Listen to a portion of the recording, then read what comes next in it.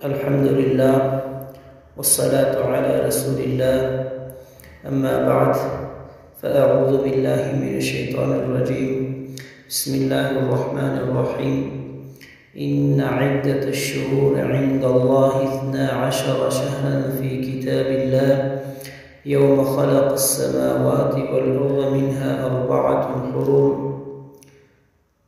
الآية۔ محترم ناظرین، السلام علیکم ورحمۃ اللہ وبرکاتہ۔ امید کرتا ہوں سب عافیت سے ہوں گے۔ آج گفتگو کے لیے جس عنوان کو انتخاب کیا گیا وہ ہے ماہ محرم کی فضیلت۔ اللہ پاک نے اپنی کامل قدرت سے بے شمار مخلوقات پیدا کی اور ہر مخلوق میں کسی نہ کسی کو چن کر با اختیار بنا کر اپنی تمام مخلوقات پہ فوقیت دی۔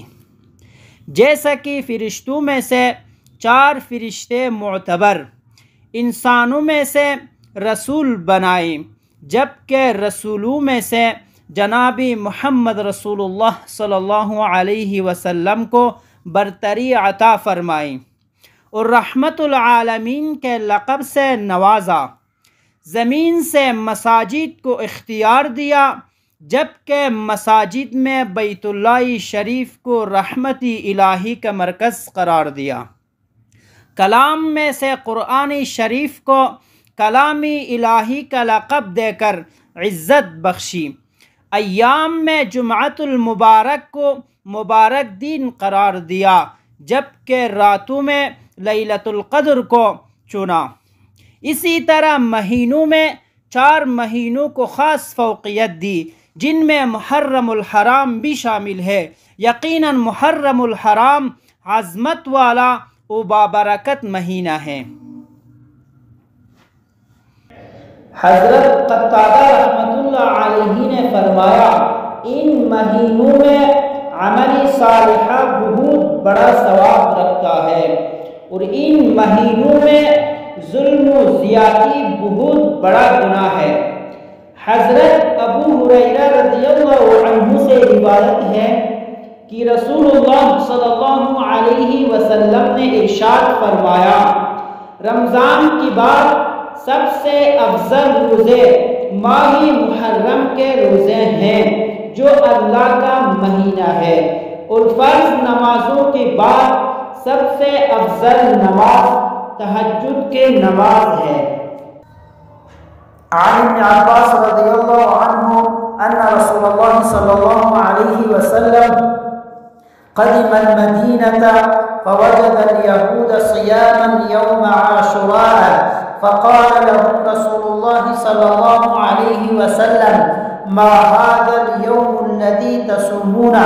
فقالوا هذا يوم عظيم أنجح الله فيه موسى وقومه وغرق فرعون وقومه فصام موسى شكرا فنحن نصومه فقال رسول الله صلى الله عليه وسلم فنحن أحق وأولى بموسى منكم فصام رسول الله صلى الله عليه وسلم وأمر بصيامه۔ حضرت عبداللہ بن عباس رضی اللہ عنہ بیان کرتے ہیں کہ رسول اللہ صلی اللہ علیہ وسلم مدینہ تشریف لائے تو آپ صلی اللہ علیہ وسلم نے یہودیوں کو یوم عاشوراء کا روزہ رکھتے پایا، تو رسول اللہ صلی اللہ علیہ وسلم نے ان سے پوچھا، یہ کون سا خاص دن ہے جس کا تم روزہ رکھتے ہو؟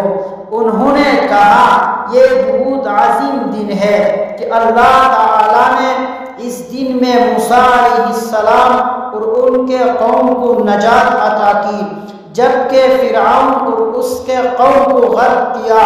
حضرت موسیٰ علیہ السلام نے شکرانے کے طور پر اس دن کا روزہ رکھا، لہذا ہم بھی روزہ رکھتے ہیں۔ اس پر رسول اللہ صلی اللہ علیہ وسلم نے فرمایا، تمہاری نسبت ہم موسیٰ علیہ السلام کے زیادہ حقدار اور قریب ہے۔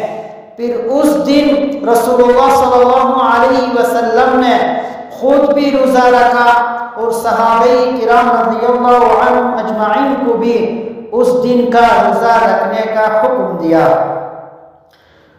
وآخر دعوانا ان الحمد للہ رب العالمین۔